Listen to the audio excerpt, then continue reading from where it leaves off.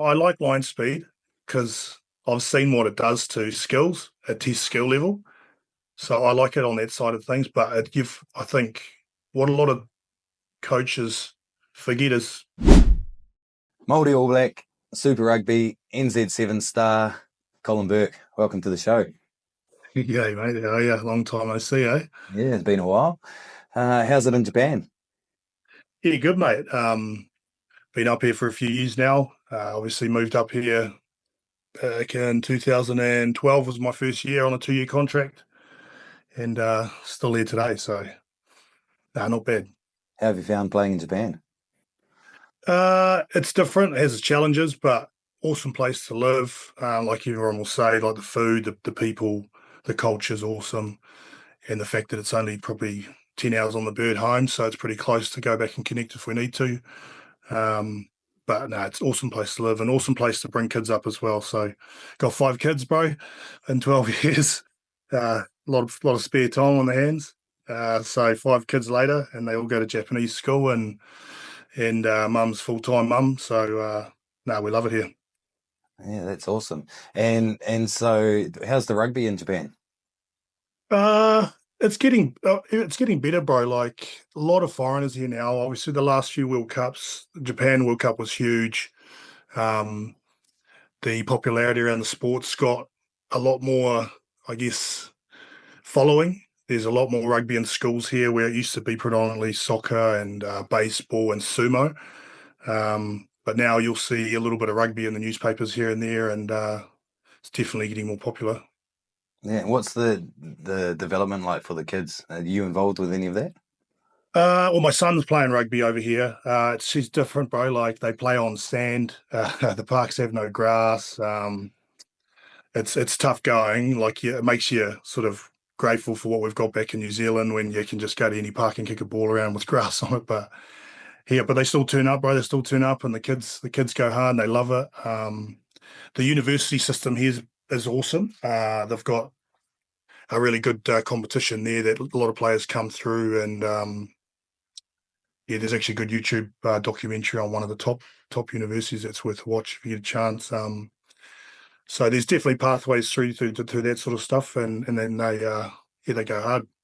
Yeah, because you've been there 12 years now, and Yeah, now first year is you've been a couple of years player coach. Now you're coaching. How's that transition gone?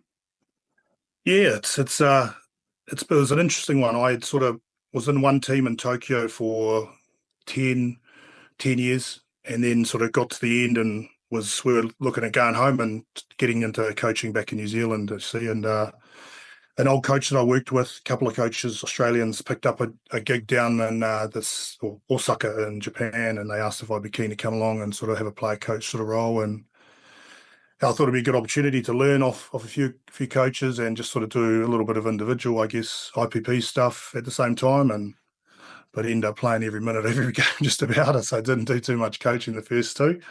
So last year decided to hang the boots up and just concentrate on coaching. So the transition's been interesting one. It's been good challenge.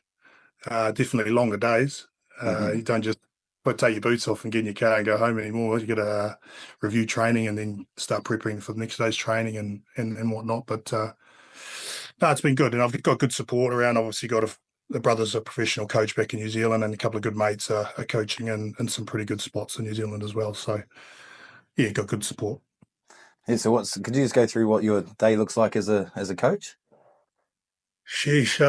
Well, pretty long days here because obviously it's a bit different over here where probably our team in particular, 70% of them are workers. So we work around their work schedule as well. But we'll go in for usually coaches meeting at 8 o'clock, and then there'll be a team meeting post there.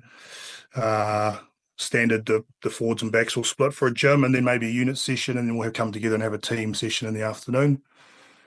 Probably do that twice, Monday, Tuesday, Wednesday off generally for a Saturday game, and then again Thursday and Fridays your captain's running into a game on Saturday. So no dissimilar to what it used to be like, but just a little bit more stuff in between meetings and stuff like that, the fun stuff. Yeah, how does that work with the players who are working? They get time off work, or are they Yeah, they get so in season when we're in a competition season, they sort of their work schedule's a little bit more flexible. But if we've got a couple of hours in between, say the morning session and the afternoon, they'll go and work for a couple of hours just remotely and get a bit of work done there, and then come together and have the afternoon session. But in comparison to some of the other teams around Japan, we've got a pretty good schedule. Well, I know some teams don't start training until 8 p.m. at night, which is another challenge in itself, you know. You've been playing there for so long. What were some of the biggest challenges coming from New Zealand to Japan? I guess the small stuff that as Kiwis we take for granted, like your simple catch pass skills. You know, we all sort of grow up with a ball in your hand and kicking and passing and stuff. And when you get here, you kind of expect everyone to be on that level, and they're just not. You know, like the simple stuff that we just say we take for granted. Decision making is another big one that I've found over here. They're not the best decision makers. They definitely need to be taught, sort of in certain scenarios, how to act, and very robotic in their mindset. So that was probably the big differences that I've found. Are you trying to change that mindset? Uh, yeah, yeah. Like, say you break skills down for them and try and introduce new things and put them in scenarios and in training where they might face in a game like situation. So the big one here is our first receivers and our sort of back three, just what pitches they're seeing and trying to change their mindset a little bit around the attack strat and sort of when to pull trigger and when to sort of have a kick and relieve some pressure. So are they still playing quite structured rugby then? Yeah, they're very much structured people. You know, their culture is very structured. They're really like, say, for the want of a better word, robotic in what they do. They'll get up in the morning and go to work and then come back and just it's Groundhog Day for them. And the way they prepare and play is similar to that. So when you try and change a little bit of their mindset, um, you see some growth pretty quickly, which is quite cool. And how does that look, sort of day in, day out during the week, those trainings? Gets individuals like part of my role this year is working with probably 20 odd of the young boys on an individual base, just like an individual skill sort of development role within the team as well. And I'll just sort of watch them train and play and see what they need to work on and kind of help them outside of training, whether it be straight after a session or in front of a computer, just showing them some clips. Yeah, just showing them pictures, bro, of what we're trying to what we want it to look like and what they're doing and hopefully not too far away. But it's challenging because I mean a lot of them have got some pretty bad habits from university and high school days that, as you know, habits take a while to change. But on the other hand, it's pretty cool the challenge is pretty cool as well. Yeah, and those you're still using the IPP forms to help them work through it, or have you got a new system to keep control of Yeah, no, player development? no forms, no formal forms or anything. It's just a watch and see what they do. I'm massive on live coaching, bro. Like on the field, if I see someone, uh, making a mistake that I know that I can correct it there and then, I'll do it there and not wait for to be in front of a computer later on. So, um, yeah, I'm massive on the phrase "see it, say it, fix it." You know, so if you see it, let them know, and then we can fix it on the spot. Don't wait for after, and that's generally what I try and do as much as I can. And what skills are you most focusing on with these players? Well, the forwards in particular, the catch pass stuff is a big work on continuously. They again just the stuff you take for granted, the early catch sort of stuff, like hands of the ball. But the thing is, you find here you coach a couple of points and then you move on to the third and fourth point. They forget about the first and second, so it's just a revolving door. So it's like coaching juniors to an extent because you've just got to go really slowly, bro, and you're actually installing the skill almost for a first time with them. Catch pass, like their depth awareness, a lot of them play too flat for their skill level, like whereas if they take a yard or two back, run onto the ball, give themselves a bit more time with the ball, and the skill execution is not so hard. So that sort of stuff with the forwards, the backs again, it's sort of their ability to change their speed in the situation. Like the guys love running 100 miles an hour, but certain situations call for a little bit of a slower foot speed and then maybe accelerate. And then again, testing their skill level. Are they skilled in those sort of areas or when they're under pressure? That sort of stuff. And again, like I said before, the decision making for our drivers is huge. Just showing them pictures of maybe when they didn't pull trigger when we thought they should, and just so they do see it. Because if they haven't seen it, then they probably need a little bit of coaching in that area. But if they have seen it and they haven't executed or they haven't decided to go with it, then I mean that's an individual choice. So it's cool, bro. It's cool. You'd like get to spend a time with an individual and see their progression. It's I guess that's the way you coach, isn't it? I wanted to go a bit deeper with that decision making. Yeah. Do you have any favorite drills or exercises or games that you sort of go to each week to really instill some of those habits? We just try and drill certain areas of our game. So if we find that we're lacking in, say, the weekend's game at our attack off the edge, we might just replicate that in a three-phase drill from the edge.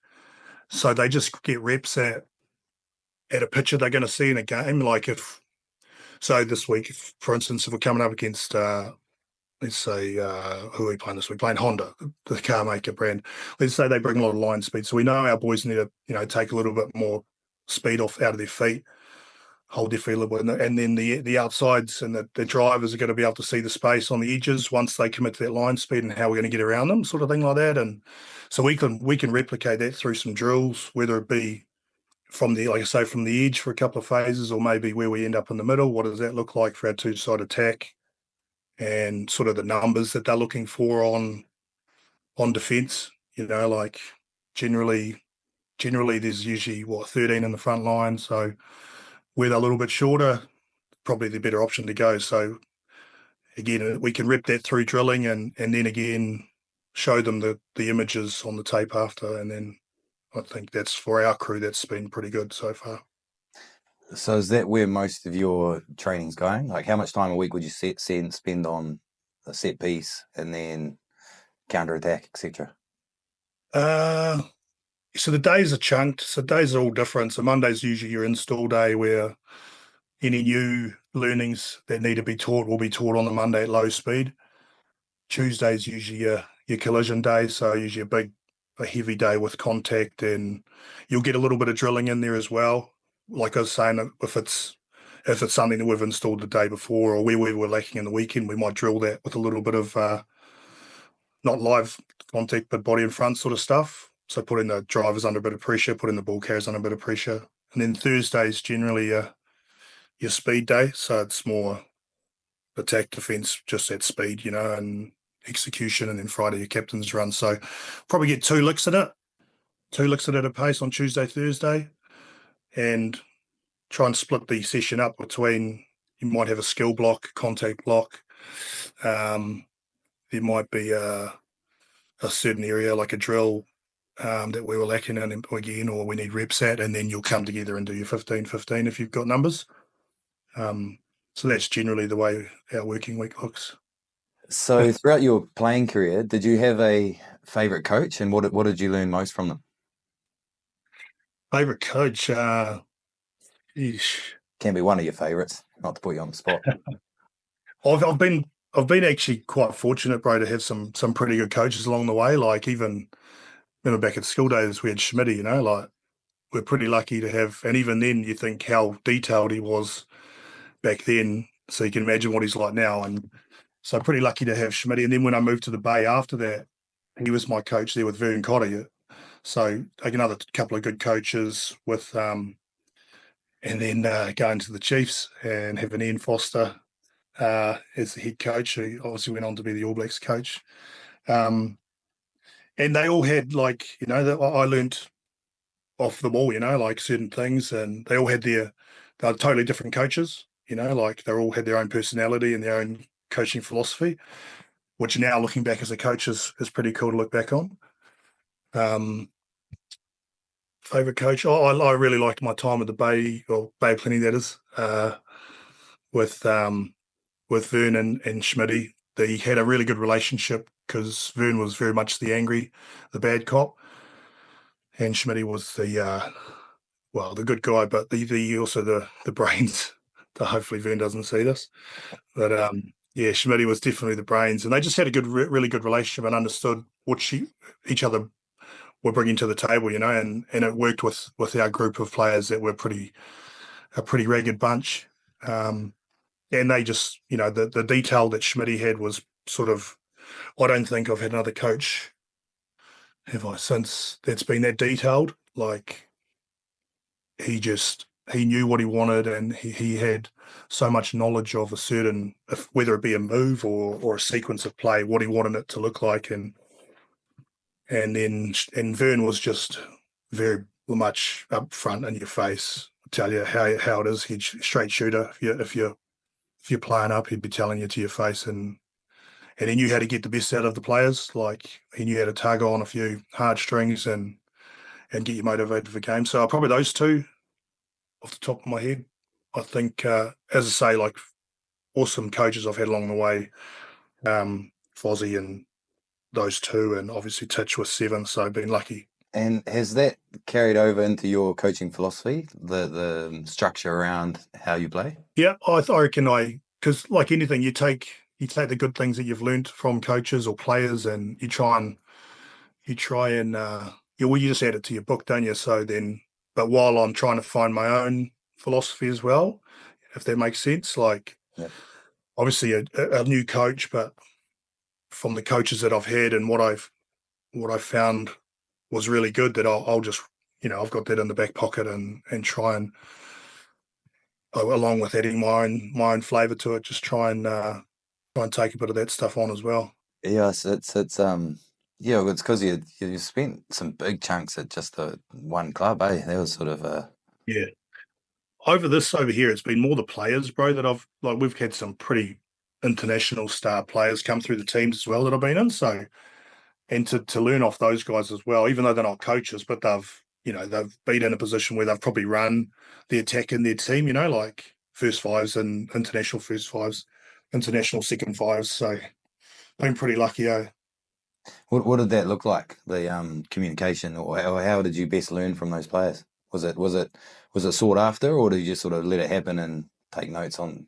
Oh no, I'm pretty inquisitive, like usually around a few beers, the old truth serum, just sort of get a bit of knowledge out of them, and I guess the biggest thing for me was stuff that was in my head or that I was thinking was what they were thinking as well. So it wasn't like I was that far off the mark, but little like pieces of detail in between that maybe you don't see or you never thought of. Those are the moments where you're just like, fuck, how good's that? Like things like that, where it's just certain launch plays, or just why they're kicking this way, or why we should attack around the corner one more time just to shorten the defence, things like that, where I think as a new coach, often you quite big picture orientated and say, okay, this is the move. I've seen it on TV.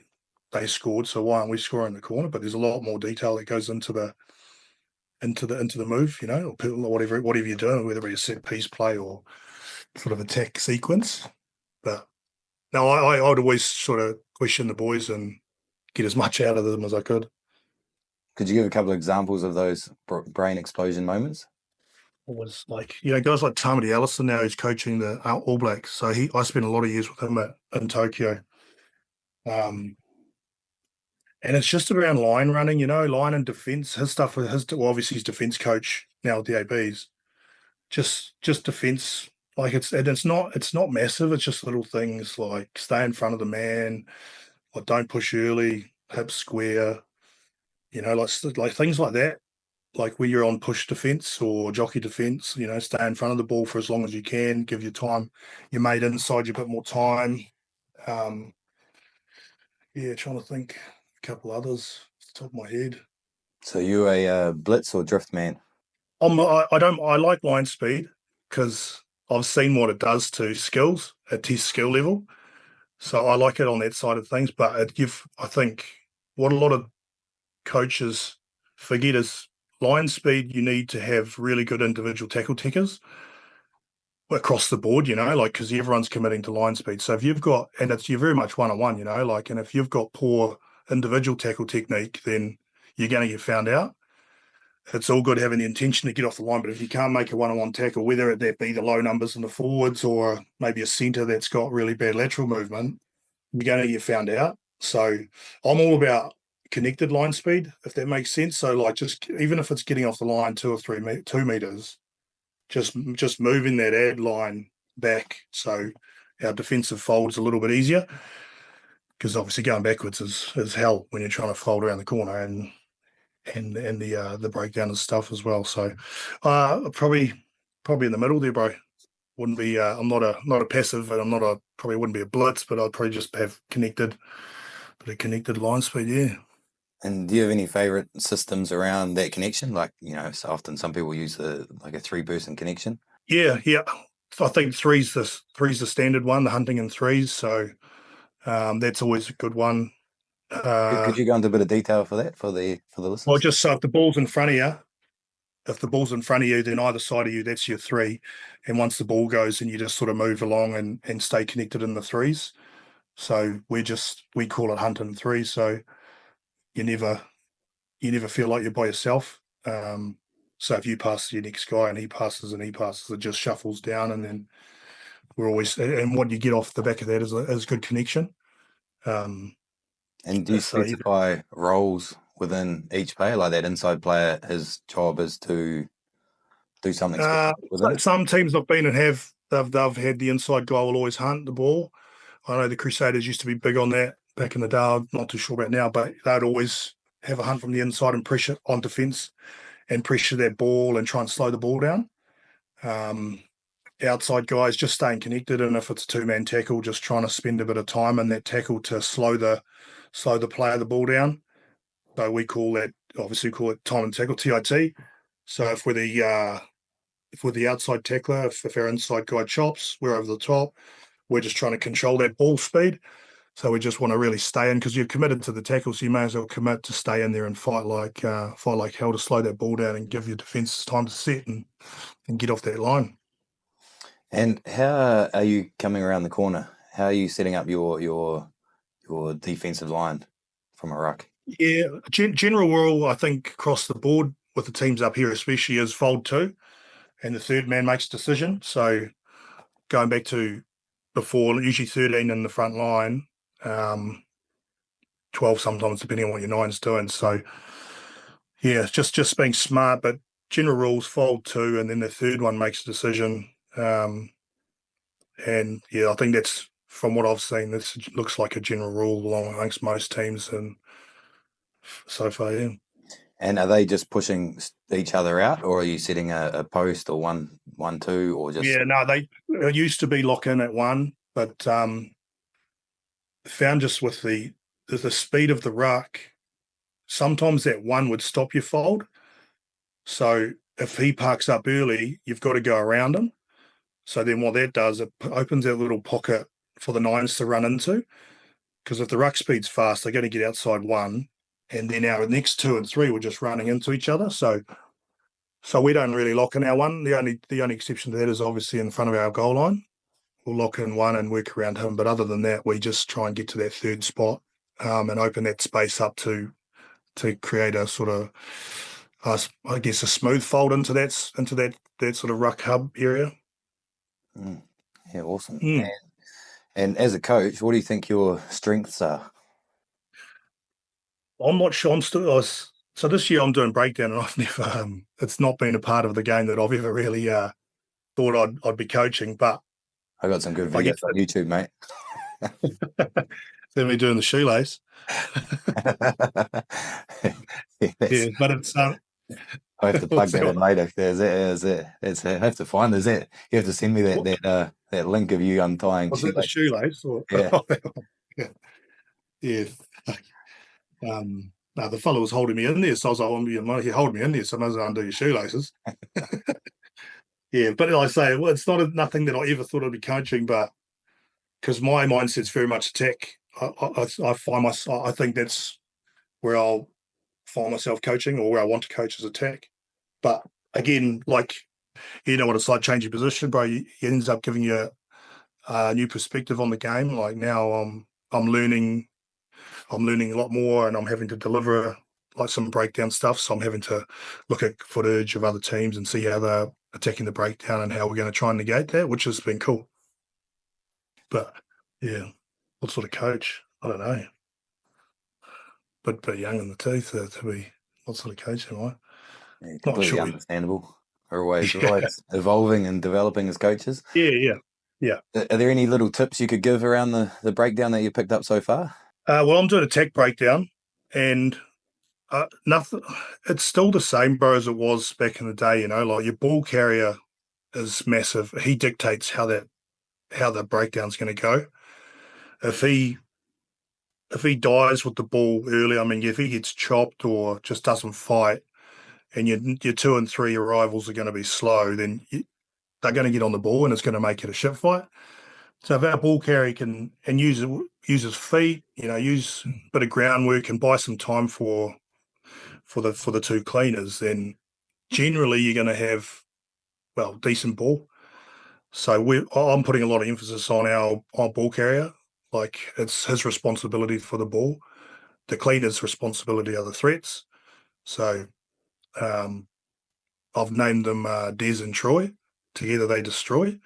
So I can say, Nice. how's our Des? Our Des is our first arrival. Our Troy's our second. So together they destroy. And if one of them's not there, it's usually going to be a shit fight. So, and they're pretty, I can keep players accountable for it because it's pretty, it's pretty visual when I can see that someone's either lost the race, and whether it be through lack of effort or maybe a misread, then we can work on the misread. But if lack of effort, that's sort of, you know, when you're playing sort of in a professional league, that's not really, what do you say? It's not really, well, it's a non-negotiable, really. Yeah. Yeah. And do you have any Yeah. other non-negotiables as a coach for your players? Towards me, I just want honesty. Like over here, it's difficult with obviously the language. But I can speak a bit of Japanese, but I do a lot of my stuff in English with a translator. So um, you never really know if they're understanding. They just nod their head and then go away and do something different. You're like, hey, you're right, mate. But no, I just honesty, bro, honest feedback on, and I'll be straight up with them as well. So um, I just think honesty's massive these days. Yeah. So you got honesty, work rate. Ooh. Yeah, Anything work else? rate. And for players, Yeah, more for your players. What do you hold? What standard do you hold your players to? yeah, yeah, those two. At this level, they need to have done the preparation. Like if I send out a certain slide or whatever, they need to have watched that before we go and train it, because at this level, if it only takes one person to miss their role, and it sort of fucks everything up, for the whole team. So it's not just an individual area, then it becomes a whole sort of teams gets punished for it. So preparation and is huge with our team and the expectation around that. Um, and I guess just the attitude's huge. Like, you can coach fitness and you can coach drills and get them smarter, but you can't really coach attitude. They've got to turn up with the right attitude to learn and hopefully get better. And that's what we're here to do. And I've read the video stuff, the slides you send through. I go into a lot of clubs, and very few club coaches are using video. Do you think there's a way club coaches could take some of what you're saying and apply it to club teams? Is it Yeah, important? well, I know back in New Zealand, my club in the Mount Maunganui, they might have an injured player just with the old handy cam just up in the stands, just getting a side view of any view, like because I think video is critical for especially the new generation. Like I think a lot of them are, along with doing learners, I think visual aids and visual stimulus for them is huge. Like I just think that's the way the next generation's gone. And you've got to shorten meetings up now. You can't have anything longer than 30 minutes, or they just start looking at their phone and looking out the window. So I think if possible, like any view from whether it be from the side or the end, or up high, get a tower or like just a wee scaffolding thing, and then you can chuck a few clips on the Tuesday or Tuesday Thursday and rip in. But I think it's a massive tool if you can do it. And how are you improving yourself as a coach? How are you going through your coach development?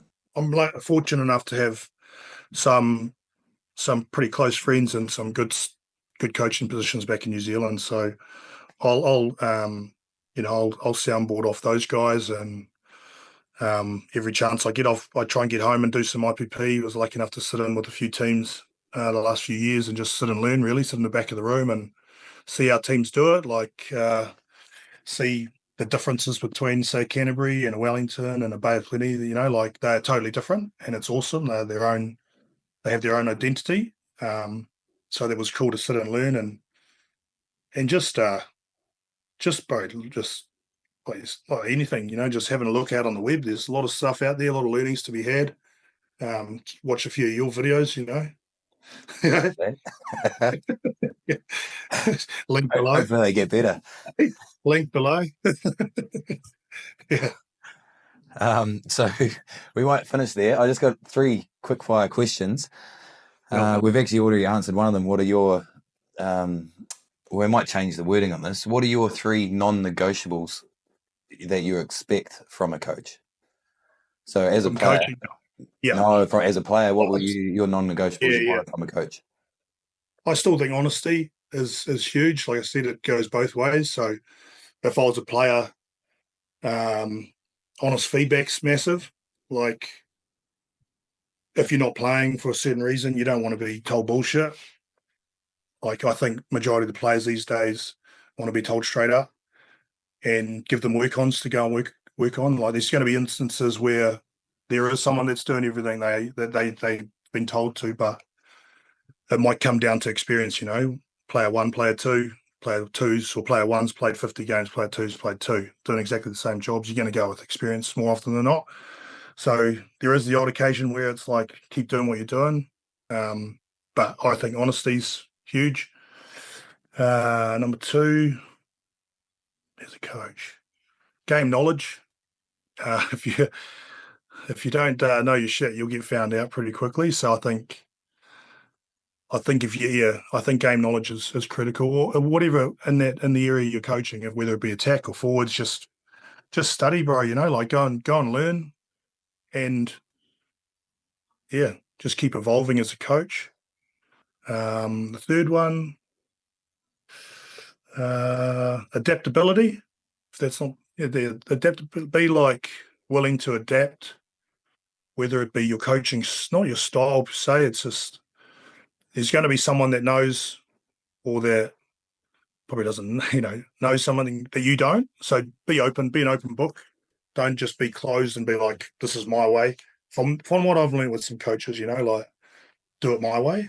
And they're very much closed off to any ideas or any forms of change or bro, how about this? It could be a little bit better if we do it this way. So adaptability, probably my third one. Yeah, honesty, game knowledge, and adaptability. Three pretty good ones. And what does a good team culture look like? Good team culture. Court session after the court session once a week. No, once a week, once a month. No. Balance is huge, bro. Like, oh, yeah, balance is still there's still a part for getting around each other, having a beer. You don't have to drink, but just having the opportunity to connect off the pitch as a team is huge. As I say, it doesn't have to be around beers. It could be team building stuff. Um, I think off field's huge, like to build that culture and what it looks like on the field. Probably everyone working hard for each other. The guys that are double efforts, triple efforts, getting up, making another tackle, that want to work and care about the team. Um, Someone has a little bit of a push and shove, all the boys running around and helping them out. That to me is a good sign of good team culture that you go and back your teammates up. Celebrating tries, I think that's like go and celebrate your tries and celebrate your victories. Uh, yeah, helping What, each other off the deck. Yeah, shit like that, bro. That's what I reckon. That's how you can tell good team culture. just the little things. Did, did Yeah, did you ever do any memorable team building exercises? yeah, did army, memorable for the wrong reasons.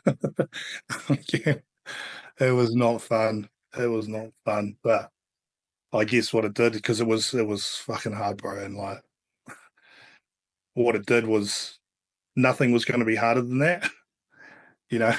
And I guess yeah, Mount Fuji, Mount Fuji, bro. We climbed that, so that was another like you knew that nothing was going to be as hard as that in the game sense, you know. Like yeah, you get tired, you might get a high shot across the nose, you know, but nothing's. If you could always think back to like climbing Mount Fuji and how shit that was, then everything else is pretty easy. But those two probably off the top of my head um, stand out. Yeah, sound like fun ones. Yeah. And just last question, what advice would you give to your younger self starting out again? As a coach. As a player, to your Oh, what could you have done differently to improve your lifespan as a well, not your lifespan because you lasted 12 years, 2 decades as a professional player. Um, but what would you change around maybe your mentality, psychology around playing? probably stay away from you boys a bit more when I was younger. Probably would have been a bit better off. Team building. The team building midweek. Now, I think if I had, I'd probably train a little bit harder when I was through my early 20s. Like I was sort of lucky enough with a few opportunities, off the bat. And I probably didn't, looking back on one in particular, when I went to the Highlanders in the draft as a 20-year-old, I just didn't, I felt like I didn't deserve to be there. So that was very much the way the whole year went. Like I just didn't train. Yeah. So looking back, I just would have trained harder and just sort of had a bit more self-confidence. And yeah, that's probably it. Just train harder, bro. Yeah. Do you try to pass that on to any of your players now? That lesson? Yeah. Yeah. Yeah. Yeah. Just train hard. Have good balance, like that's huge, eh? Balance is huge. It's like get a couple of beers down, yeah, Superman. But I think having good balance is critical, especially as a young fella. And yeah, so if I was changing it, probably just, train a little bit harder and be a bit smarter at some of the decisions I made. Oh, that's awesome, brother. And anything else you'd like to add? Maybe some tips for club coaches out there or players Oh, wanting to do what you've done. yeah, just just keep looking for ways to improve. Like, I mean, it's never a closed book, is it? Like, you can always learn new stuff and keep evolving. The game's always changing. I mean, the fundamentals never will change, but certain stuff will change within the game. Attack plays, defensive systems. So keep evolving with it, and I think it'll keep you mentally fresh as well if you keep trying to learn stuff and read books and listen to your podcasts, watch your training videos, bro. Yeah, just keep learning and make sure you're doing it for the right reasons, and I think it'll go a long way to at least having fun or staying in the game for as long as possible.